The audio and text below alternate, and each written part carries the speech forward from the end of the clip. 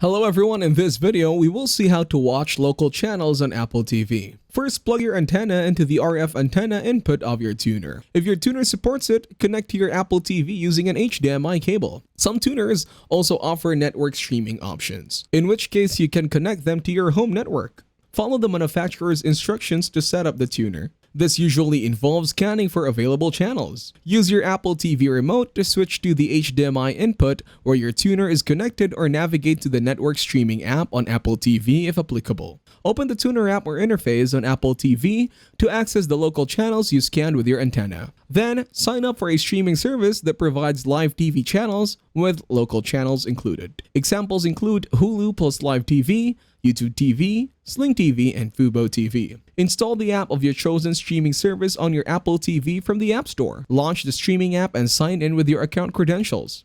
Navigate to the Live TV section within the streaming app to access local channels along with other live content. Some streaming services allow you to customize your channel lineup, so you can prioritize local channels or add them to your favorites.